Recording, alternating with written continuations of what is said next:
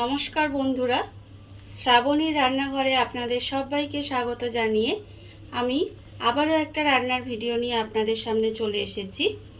আজকের আমি আপনাদের করে দেখাবো আলুর পকোড়া।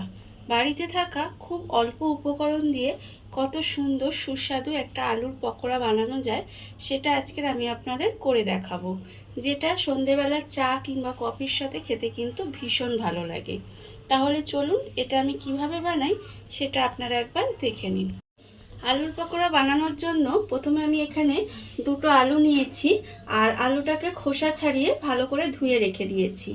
এইবারে আলুটাকে আমি প্রথমে এরকম একটা গ্রেটার নিয়ে নিয়েছি। গ্রেটারের সাহায্যে প্রথমে কিন্তু আলুটাকে একটু গ্রেট করে নিতে হবে। আলুটাকে আমি এখানে ভালোভাবে গ্রেট করে নিয়েছি।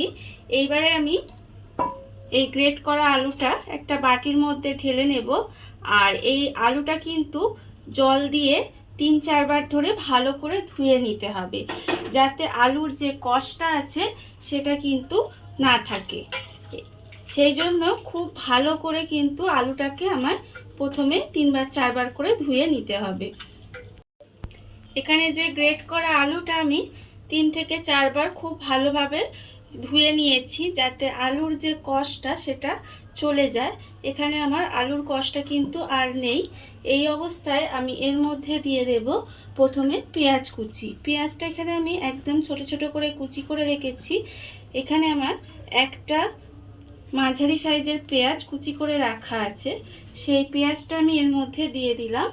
এবারে আমি এর মধ্যে দেব কাঁচা লঙ্কা কুচি। এখানে দুটো কাঁচা লঙ্কা কুচিয়ে রেখেছি, সেই কাঁচা লঙ্কা কুচিটা আমি এর মধ্যে দিয়ে দিলাম। এবারে আমি এর মধ্যে দেব একটা ডিম ভেঙে আমি এর মধ্যে দিয়ে দিলাম। এবারে আমি এর মধ্যে দেব আন্দাজ মতো নুন,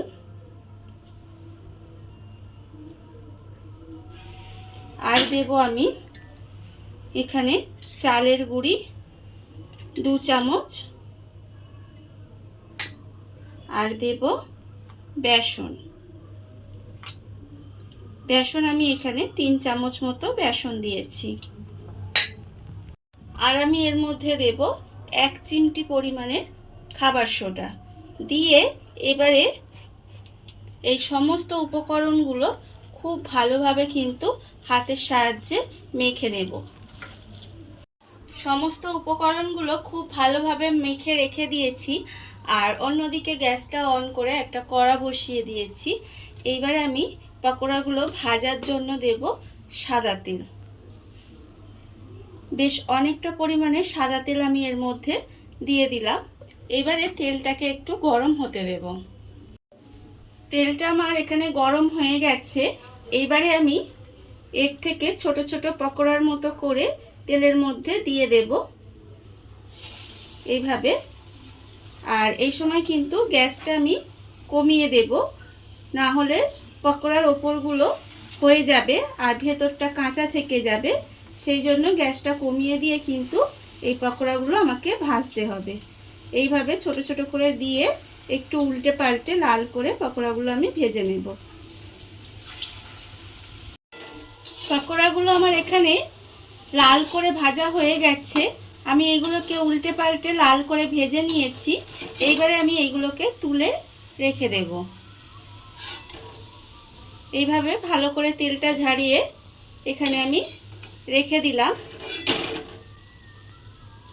আর আবারও কিন্তু এইভাবে পকোড়াগুলো তেলের মধ্যে দিয়ে সমস্ত পকোড়াগুলো আমাকে ভেজে নিতে হবে। দেখুন বন্ধুরা, বাড়িতে থাকা অল্প উপকরণ দিয়ে কত অল্প সময় কত সুন্দর একটা আলুর পকোড়া তৈরি হয়ে গেছে, যেটা সন্ধেবেলার চা কিংবা কফির সঙ্গে খেতে ভীষণ ভালো লাগবে। বা বাড়িতে কোনো গেস্ট এলে আপনারা কিন্তু খুব অল্প সময়ে এটা বানিয়ে দিতে পারেন। আর এই ভিডিওটা যদি আপনাদের ভালো লেগে থাকে তাহলে লাইক করবেন, কমেন্ট করবেন আর সাবস্ক্রাইব করবেন আমার চ্যানেলকে। আজ এই পর্যন্ত, নমস্কার।